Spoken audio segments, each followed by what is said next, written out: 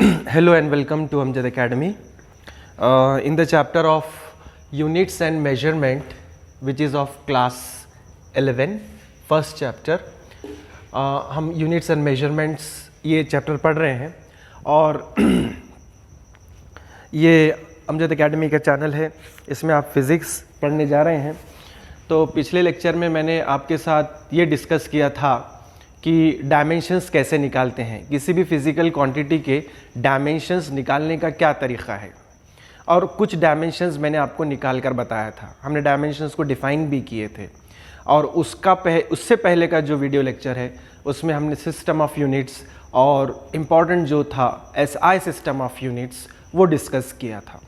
तो जो मुद्दे मैं आपको बोल रहा हूँ ये एग्ज़ाम के नज़रिए से काफ़ी अहम चीज़ें हैं। जैसे आपको यूनिट क्या होता है उसका डेफिनेशन मालूम होना चाहिए, कितने सिस्टम्स ऑफ यूनिट्स है वो मालूम होना चाहिए, और एसआई सिस्टम के बारे में आपको जो 7 फंडामेंटल क्वांटिटीज़ है, 7 फंडामेंटल यूनिट्स है, सिंबल के साथ मालूम होना चाहिए, और कुछ डिराइव क्वांटिटीज़ के यूनिट्स और सिंबल्स भी आपको आने चाहिए। उसके बाद के वीडियो लेक्चर में, मतलब सेकेंड वीडियो लेक्चर में, हमने पढ़ा डायमेंशंस। अब आज जो है हम डायमेंशन के अगले हिस्से की तरफ जा रहे हैं और वो हिस्सा है dimensional analysis. Dimensional analysis, dimensional analysis.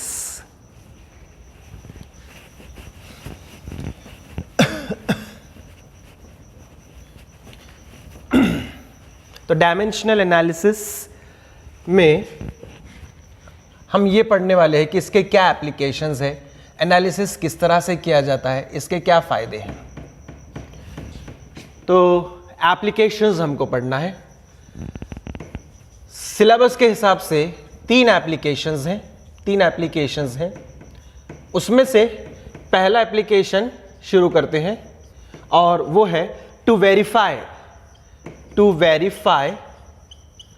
The correctness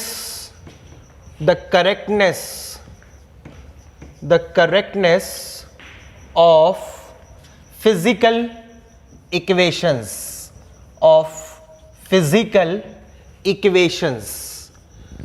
जैसे फिजिक्स में बहुत सारे इक्वेशंस रहते हैं और उन इक्वेशंस को हमें डायमेंशनली सही या गलत है ये वेरीफाई कर सकते हैं, चेक कर सकते हैं, करेक्ट कर सकते हैं। तो यहां पर to verify the correctness of physical equations, physics में जो इक्वेशंस आते हैं उनको वेरीफाई कर सकते हैं, उनकी तस्दीक कर सकते हैं, वो सही या गलत है, वो कितने ट्रू है ये हम पहचान सकते हैं। तो उसके एग्जाम्पल के तौर पे एग्जाम्पल 1 मैं लेता हूं एक इक्वेशन।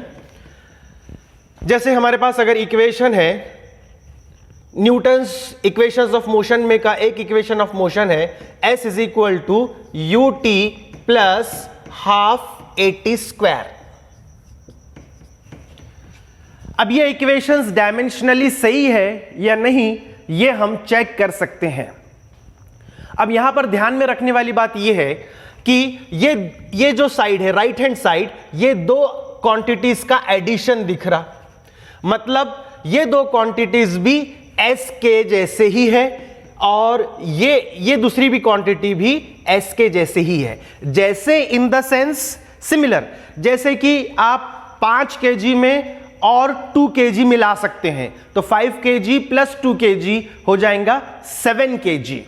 तो इसका मतलब यह है kg रहने से हम उनको ऐड कर सकते हैं। जैसे अगर मैंने बोला कि 5 kg को 2 किलोमीटर में ऐड कीजिए, 5 kg को 2 किलोमीटर में ऐड कीजिए, 5 kg को 2 किलोमीटर में ऐड कीजिए, तो यह पॉसिबल नहीं है। हालांकि यह पॉसिबल है कि 5 kg को आप 2 kg में ऐड कर सकते हैं, इसका कोई आंसर नहीं रहेगा, लेकिन इसका आंसर रहेगा 5 kg प्लस 2 kg, ये रहेगा 7 kg। तो ये बताना चाह रहा हूं मैं कि ये क्वांटिटी केजी में है, ये क्वांटिटी केजी में है, तो ये आंसर बन जाएगा, आंसर आपका केजी में आएगा। मतलब ये सिमिलर क्वांटिटीज है, ये भी मास है किलोग्राम में, ये मास है किलोग्राम में, तो हम इनको ऐड कर सकते हैं, यानी कि ये क्वांटिटीज इस सेंस में सिमिलर है। उसी तरीके से अब इधर आ जाइए, तो S is equal to UT भी इस सेंस में S के जैसा होना चाहिए और AT स्क्वायर भी S के जैसा होना चाहिए। तो मैं ये बोलना चाह रहा हूं आपको कि जो डायमेंशंस S के रहेंगे वही डायमेंशंस U इंटू T के रहना चाहिए और वही dimensions A into T square के रहना चाहिए। जैसे मैंने यहां यूनिट से साबित किया, हमने यूनिट कैसे निकाले थे, जैसे फॉर एग्जांपल एक और के एग्जांपल ले लेता हूं, 5 मीटर पर सेकेंड में आप 2 मीटर पर सेकेंड भी ऐड कर सकते हैं, तो आप बोलेंगे 7 मीटर पर सेकेंड, 7 मीटर पर सेकेंड, तो मीटर पर सेकेंड, मीटर पर सेकेंड, मीटर पर सेकेंड ऐड हो गए, पॉसिबल है। तो ये यूनिट हमने कहां से लाए थे, ये यूनिट्स लाए थे हमने डायमेंशंस पर से, डायमेंशंस पर से। पिछला लेक्चर आपको याद होगा, यूनिट्स लाए गए थे डायमेंशंस पर से। तो यहां पर ये मैं कहना चाह रहा हूं कि ये डायमेंशंस और ये डायमेंशंस सिमिलर है। तो इसका मतलब ये है कि S के डायमेंशंस UT के जैसे होने चाहिए, S के dimensions A into T square के होने चाहिए, और 1/2 जो तो है कांस्टेंट क्वांटिटी है, कांस्टेंट क्वांटिटी का कोई डायमेंशन नहीं रहता है। चलिए फिर अब देखते हैं, चेक करते हैं क्या S के डायमेंशन UT के बराबर है और S के डायमेंशंस AT स्क्वायर के बराबर है या नहीं है। पहले ले लेते हैं हम LHS मतलब लेफ्ट हैंड साइड। तो लेफ्ट हैंड साइड में क्या है, लेफ्ट हैंड साइड में है S, लेफ्ट हैंड साइड में है S, तो S के डायमेंशंस, तो मैं लेफ्ट हैंड साइड के डायमेंशंस ले रहा हूं, तो लेफ्ट हैंड साइड के डायमेंशंस में सिर्फ S है, यानी कि वो एक किस्म की लेंथ है। S जो है इस इक्वेशन में मैं बता दूं सब टर्म्स के मीनिंग, S डिस्प्लेसमेंट है, U इनिशियल वेलोसिटी है, T टाइम है, हाफ कांस्टेंट है, A एक्सेलरेशन है और T टाइम है। याद रहेगा आपको सारे टर्म्स के मीनिंग। तो S है डिस्प्लेसमेंट, U है इनिशियल वेलोसिटी, T है टाइम, A है एक्सेलरेशन और T टाइम है। देखते हैं, तो मैं क्या कहना चाह रहा हूं कि S जो है ये डिस्प्लेसमेंट है, डिस्प्लेसमेंट है मतलब एक किस्म की लेंथ है, तो इसके डायमेंशन हो गए L⁻⁴। अब यही डायमेंशंस U इंटू T के आने चाहिए और यही dimensions A into T square के आने चाहिए। तो मैं राइट हैंड साइड का जो टर्म है वो ले लेता हूं, उसके डायमेंशंस देखता हूं। राइट हैंड साइड, तो राइट हैंड साइड में क्या टर्म है, U इंटू T। U क्या है, इनिशियल वेलोसिटी, मतलब सिर्फ वेलोसिटी है, तो वेलोसिटी के डायमेंशंस हमने निकाले थे। आप देख लीजिए, चेक कर लीजिए, पिछले लेक्चर को आप रेफर कीजिए, तो इन वेलोसिटी के हमने डायमेंशंस निकाले थे L⁻⁴ और T⁻⁻⁴। ये डायमेंशंस आ गए U के। अब उसके साथ इनटू में क्या है, ये T का है टाइम का, तो ये टाइम के डायमेंशंस क्या रहेंगे फिर, T⁻⁴। इसको आप सिंप्लीफाई कीजिए, इसको अगर आप सिंप्लीफाई करेंगे तो L⁻⁴ और ये T⁻�0 हो जाएगा, T⁻�0, तो T⁻�0 हटा दीजिए, तो यानी कि सिर्फ L⁻⁴ आ जाएगा। देखिए LHS के डायमेंशंस RHS के ये टर्म के बराबर आ गए, मतलब इतना भी प्रूफ काफी है कि ये इक्वेशन सही है। चलिए अब दूसरा जो टर्म है इसके अंदर A इंटू टी स्क्वायर, वो चेक कर लेते हैं कि क्या वो सही है या नहीं है। तो A into T square check कर लेते हैं, let's check A into T square. तो A इंटू टी स्क्वायर में नेक्स्ट क्वांटिटी वही RHS की है, राइट हैंड साइड की है, राइट हैंड साइड में और एक क्वांटिटी है। हाफ के डायमेंशन नहीं रहते तो हाफ नहीं लिख रहा हूं, सिर्फ A इंटू टी स्क्वायर लिख रहा हूं, A इंटू टी स्क्वायर। चलिए डायमेंशन सब्स्टिट्यूट करते हैं। A है एक्सेलरेशन, पिछले लेक्चर में अगर आप रेफर करेंगे तो A एक्सेलरेशन के डायमेंशंस हमने निकाले थे L1 T⁻⁻²। ये A के डायमेंशंस आ गए L1 T⁻⁻²। अब T स्क्वायर के डायमेंशंस देखिए, T मतलब टाइम और वो ⁻² है, तो यानी कि इसके डायमेंशंस T⁻² हो जाएंगे। यहां पर भी देखिए फिर ये -2 + 2 हो जाएगा 0 और बच जाएगा L⁻⁴ ही। अब देखिए राइट हैंड साइड और लेफ्ट हैंड साइड के डायमेंशंस सेम आ रहे, सिमिलर आ रहे। ये देखिए, इसको देखिए, इसको देखिए और इसको देखिए, ये जो मैं स्टार कर रहा हूं, एस्टेरिक जिसको बता रहा हूं, तो ये डायमेंशन सिमिलर आ रहे। इसका मतलब ये जो इक्वेशन हमको दिया गया था, डिराइव हुआ था, एक्सपेरिमेंटली प्रूफ भी है, तो ये इक्वेशन डायमेंशनली करेक्ट है। इस तरह से हम किसी भी फिजिकल इक्वेशन का डायमेंशनली एनालिसिस करके हम चेक कर सकते हैं कि वो सही है या गलत है। तो ये है कंक्लूजन में। तो आप दूसरे एग्जाम्पल्स चेक कीजिए। ये एग्जाम्पल मैंने 1 लिया था, एग्जाम्पल 2 आप कोई भी लीजिए। एग्जाम्पल 2 में समझ लीजिए, आप ट्राई कीजिए होमवर्क के तौर पर, v is equal to U plus A T, v is equal to U plus A T, ये इक्वेशन है, ये भी इक्वेशन ऑफ मोशन है। इसको चेक करिए, ये भी डायमेंशनली करेक्ट है या नहीं है, वो चेक कर लीजिए। तो आपको समझ में आ जाएगा, आपको तरीका समझ में आ जाएगा कि कैसे हम डायमेंशनली प्रूफ कर सकते हैं। तो मैंने आपको होमवर्क के तौर पे ये चेक करने को दिया है, कौन सा, v is equal to U plus A T, इसको चेक कीजिए। तो यहां पर ये v जो है फाइनल वेलोसिटी है, u इनिशियल वेलोसिटी है, a एक्सेलरेशन है, t टाइम है। तब हम सेकेंड एप्लीकेशन की तरफ जाते हैं। हो सकता है इसमें कुछ डिफिकल्टी ना हो, अब आपको ऐसा समझता हूं मैं। सेकेंड एप्लीकेशन की तरफ जाते हैं। सेकेंड एप्लीकेशन है to derive equations relating different physical quantities, equations derive करना है, फिजिकल क्वांटिटीज। इसका एक एग्जाम्पल लेते हैं।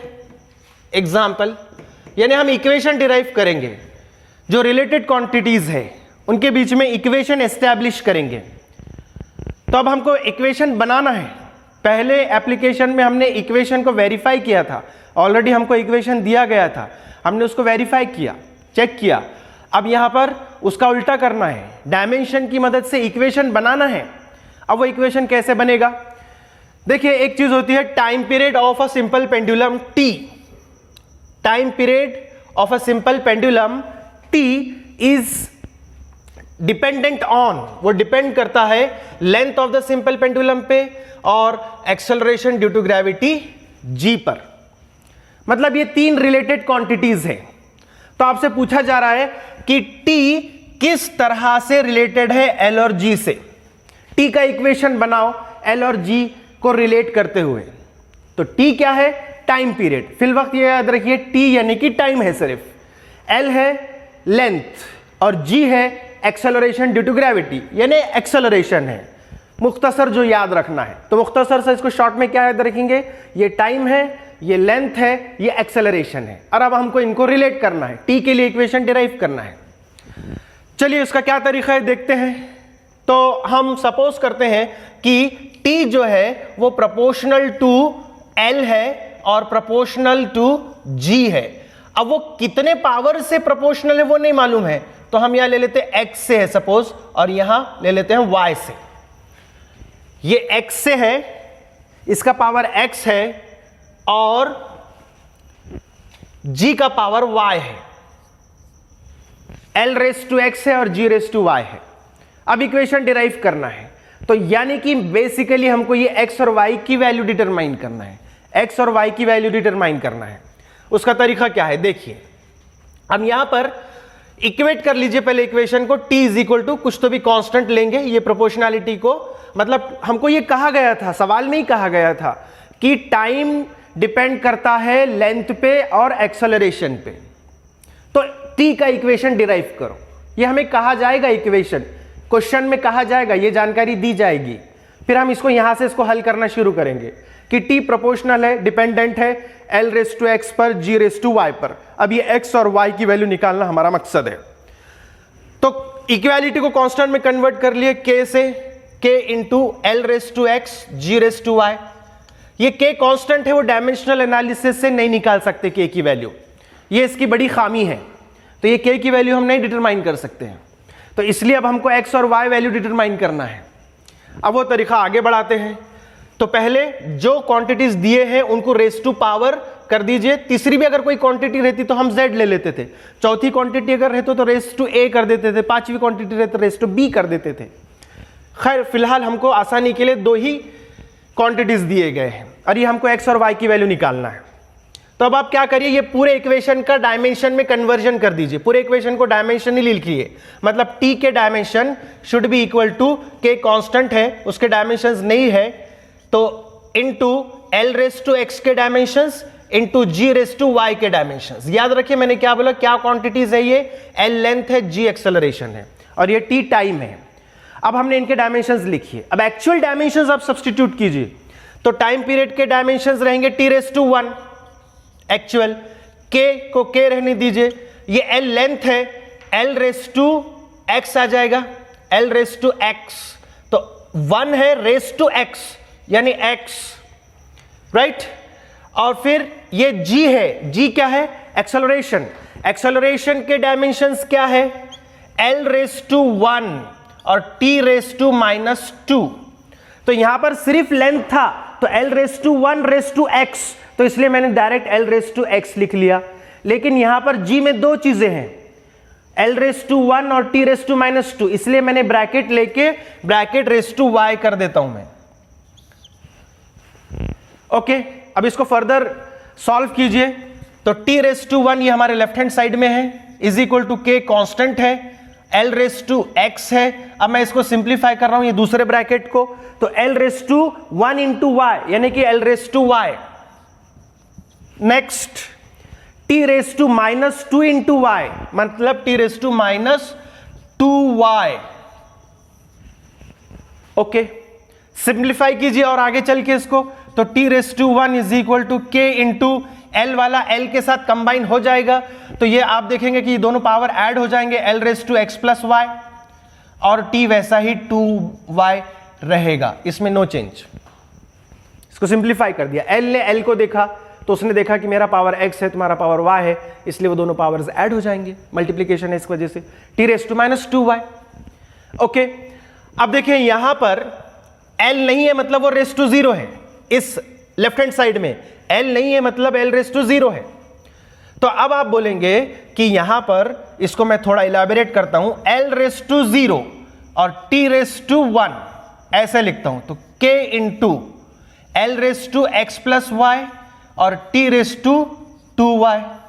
आप बोलेंगे अभी तक तो नहीं लिए थे l रेस टू 0, लेना पड़ा, ले लिया अभी। तो अब यहां देखिए सिर्फ t रेस टू 1 है, तो अब l के डायमेंशंस का पावर इसके साथ इक्वेट करो, t का t के साथ इक्वेट करो।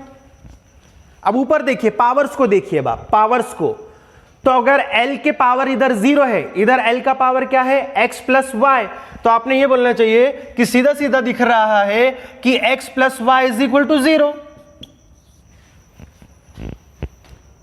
ओके, दूसरा इक्वेशन क्या मिल रहा, दूसरा इक्वेशन अब t का देखिए, t का इधर 1 है, इधर -2 है, इसको अगर सिंप्लीफाई करते हैं, इसको सिंप्लीफाई करते हैं अगर, तो t का पावर इधर का उसके बराबर होना चाहिए, तो आप बोलेंगे सर ये लिखिए आप -2y इज इक्वल टू 1। तो इस पर से मुझे y की वैल्यू मिल गई, इस पर से y की वैल्यू मिल जाएगी। आप इक्वेशंस देखते रहिए, स्टेप देखते रहिए। यहां पर इसको हम सिंप्लीफाई करेंगे तो -2y is equal to 1, so therefore y is equal to -1/2। ये 2 इधर डिवीजन में चले जाएंगे, माइनस साइन उधर चली जाएगी। देखिए y की वैल्यू मिल गई। चलिए अभी अब x की वैल्यू डिटरमाइन कर सकते हैं, तो x प्लस वाई क्या है 0, x plus Y is equal to 0, लेकिन हमने y की वैल्यू डिटरमाइन करी हुई है, तो यहां पर x को x रहने दीजिए, प्लस y है तो ये y इसको -2 कर देगा, -1/2 इज इक्वल टू 0, तो x इज इक्वल टू 1/2। तो हमको x की भी वैल्यू मिल गई, y की भी वैल्यू मिल गई। अब हम यहां पर हमारे इस इक्वेशन में सब्स्टिट्यूट कर सकते हैं, ये हमारा मकसद था। तो x और y की वैल्यू हमको डायमेंशनल एनालिसिस से मिले हैं। चलिए फिर ये इक्वेशन में x और y की वैल्यू आप सब्स्टिट्यूट कीजिए। x और y के वैल्यू अगर आप सब्स्टिट्यूट करते हैं तो then we get here t is equal to k constant है, मैं इसमें सब्सटीट्यूट कर रहा हूं k, l रेस टू क्या है x की वैल्यू क्या आई 1/2, g रेस टू y की वैल्यू क्या आ गई -1/2, 1/2 यानी कि वो होता है स्क्वायर रूट, 1/2 मतलब स्क्वायर रूट, ये l का स्क्वायर रूट और g का स्क्वायर रूट, लेकिन ये 1/2 है तो वो डिवीजन में चले जाएगा, तो t is equal to k into, दोनों भी स्क्वायर रूट में, दोनों भी half raise to power half है, तो देखिए इसको स्क्वायर रूट में कन्वर्ट कर लो, तो l तो रेस टू 1/2 हो जाता है, स्क्वायर रूट मतलब रेस टू 1/2, अपॉन में g क्यों लिख रहे हैं, क्योंकि ये -1/2 है, इसलिए यहां पर g को अपॉन में लिख रहे हैं। इस तरह से t का इक्वेशन आ गया, और एक्सपेरिमेंटली प्रूफ किया गया कि k की वैल्यू 2 पाई है, तो कंप्लीट इक्वेशन क्या बन जाएगा फिर टाइम पीरियड का, time period of a simple pendulum, t is equal to, complete equation अगर आप लिखेंगे तो t is equal to 2 pi square root of l upon g, ये आ गया आपके t का इक्वेशन। लेकिन इसके अंदर खामी क्या है, सबसे बड़ी खामी ये है कि हम कांस्टेंट की वैल्यू डायमेंशनल एनालिसिस से नहीं फाइंड आउट कर सकते। आप देख रहे हैं कहीं पर भी हमको ये k की वैल्यू 2 पाई है ऐसा हमको नहीं मिली है। तो हमने क्या देखा, ये सेकेंड इंपॉर्टेंट एप्लीकेशन है। सेकेंड इंपॉर्टेंट एप्लीकेशन में ये पता चला कि we can determine the relation between different physical quantities and establish equation बना सकते हैं। ये देखिए हमने इक्वेशन बना लिया, और इस तरह से हमने ये अननोन क्वांटिटीज रख के इक्वेशन को लेकर आ गए हैं। तीसरा और आखिरी एप्लीकेशन है to determine the conversion factor. तीसरा और आखिरी application, third and the last. तो थर्ड एप्लीकेशन है to determine the conversion factor between two units of same physical quantity in different system of units. ये थर्ड एप्लीकेशन है, third and the last application.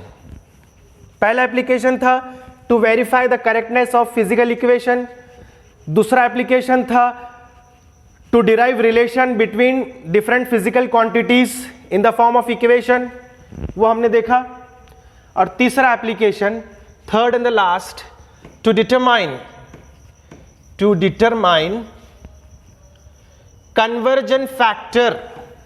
conversion factor between two units of same physical quantity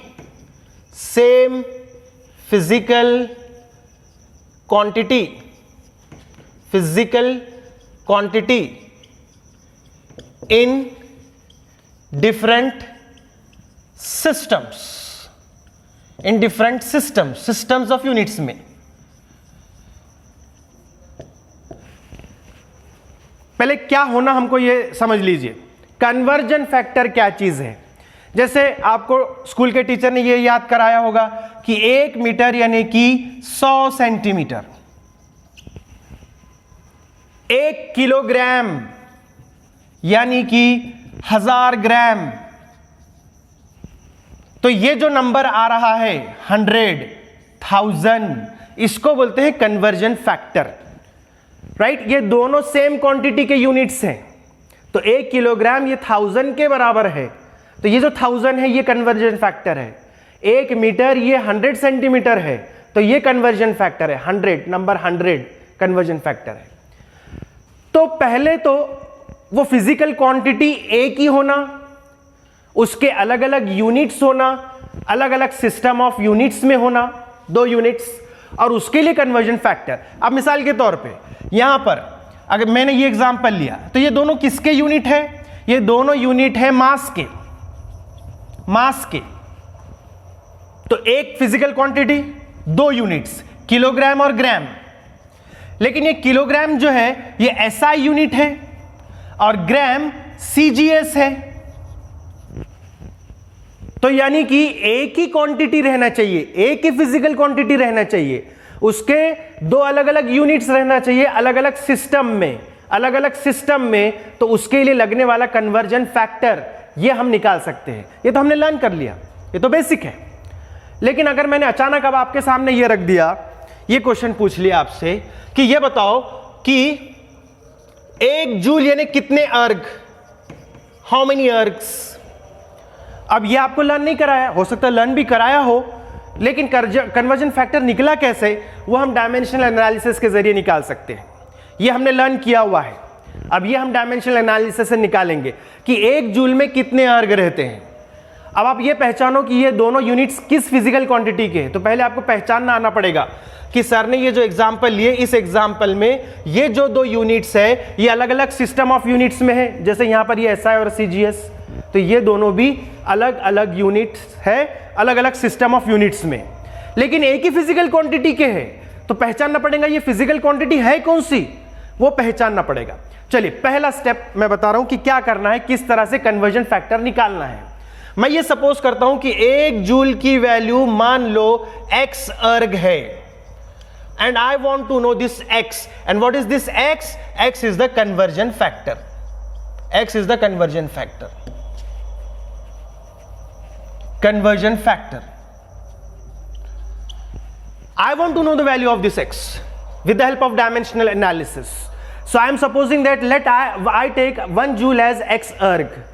My main aim is to find out the value of this x. How can I do that? वो अब हम देखेंगे क्या तरीका है।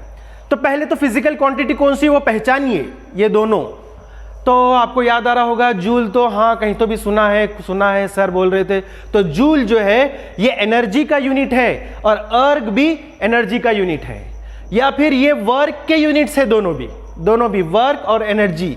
यानी कि हमने सबसे पहले पहचान लेना चाहिए कि फिजिकल क्वांटिटी क्या है।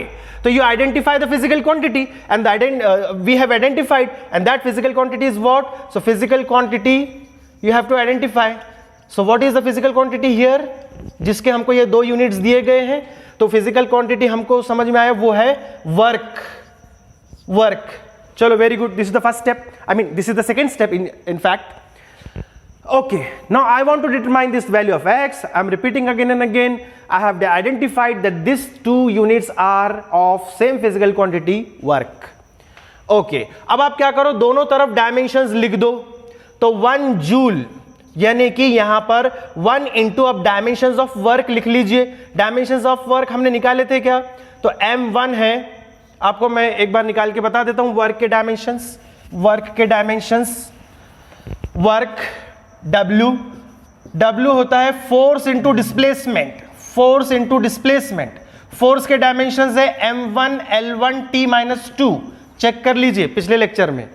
आई होप अबे sir this is visible. Okay, then S यानी डिस्प्लेसमेंट, वो है L⁻1। इसको आप सिंप्लीफाई करेंगे तो m1 L2 T-2। ये डायमेंशंस है वर्क के, एक बार चेक कर लीजिए। तो वो डायमेंशंस मैं यहां डाल दे रहा हूं, तो m1 L2 T⁻²।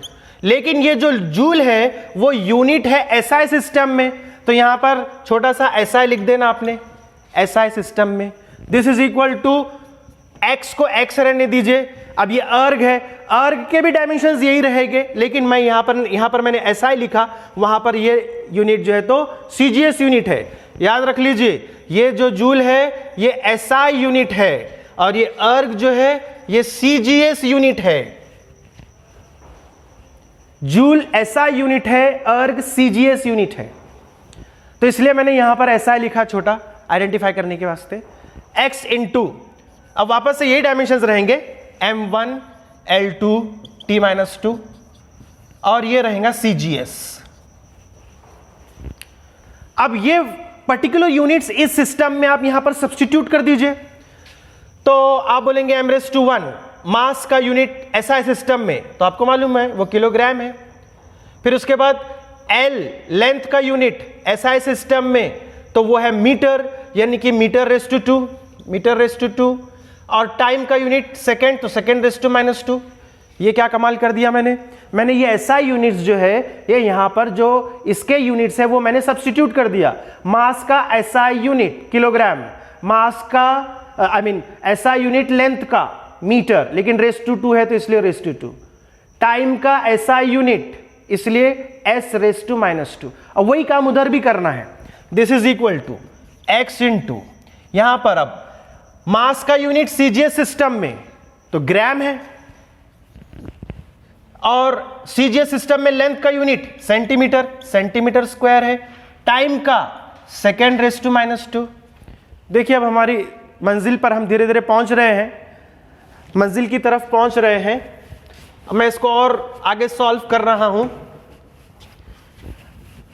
मेरे कलीग बता दे टाइम कितना हुआ है।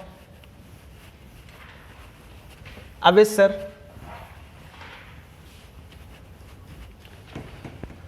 "30 minutes. Just I'll conclude now in 2 minutes. He has given me 2 minutes. So x is equal to ये इसके डिवीजन में चले जाएगा, तो आप यहां लिखेंगे किलोग्राम। अब ये इसको आप चौकोन बॉक्स में नहीं भी डाले तो चलेगा। Kilogram metre raise to 2 into second raise to -2 upon gram into centimetre raise to 2 into second raise to -2। चलिए second raise to -2 second raise to -2 cancel हो जाएगा, लेकिन ये कैंसिल नहीं होगा। अब देखिए x इज इक्वल टू, मैंने वहां लिखा था किलोग्राम को ग्राम में कन्वर्ट कर लेंगे तो 1000 ग्राम आ जाएंगे, यानी कि 10⁻³ ग्राम। आपको मालूम है कि 1 मीटर यानी कि 100 यानी कि 10⁻² सेंटीमीटर, 100 यानी 10⁻²। अब आपको यहां मीटर स्क्वायर चाहिए, तो इसका मीटर स्क्वायर करो तो फिर इधर भी स्क्वायर करना पड़ेगा। तो मैं 1 मीटर स्क्वायर की वैल्यू निकाल के बता रहा हूं आपको। पहले मैंने क्या बोला, 1 मीटर की वैल्यू 10⁻² सेंटीमीटर। अब मुझे स्क्वायर की चाहिए तो दोनों तरफ स्क्वायर कर दीजिए आप, तो ये 1 metre square is equal to हो जाएगा 10⁻⁴ सेंटीमीटर स्क्वायर आ गया।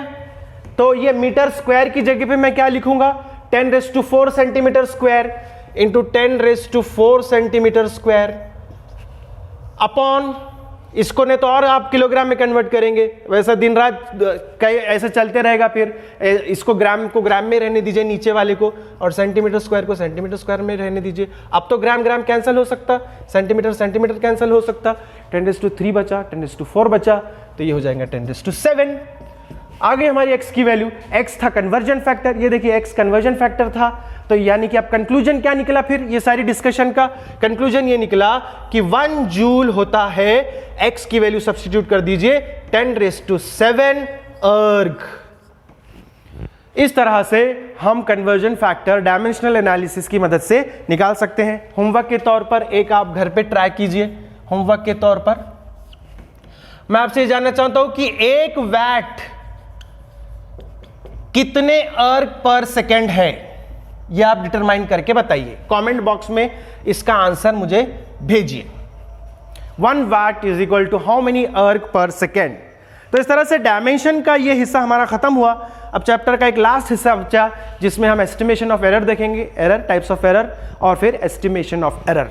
तो इंशाल्लाह आप ये वीडियो को लाइक करेंगे, इसको शेयर कीजिए, और ये यूट्यूब चैनल को सब्सक्राइब कीजिए, दूसरे सब्जेक्ट्स भी एंजॉय कीजिए, और कमेंट बॉक्स में आपके जो भी क्वेरीज है वो इसमें डालिए।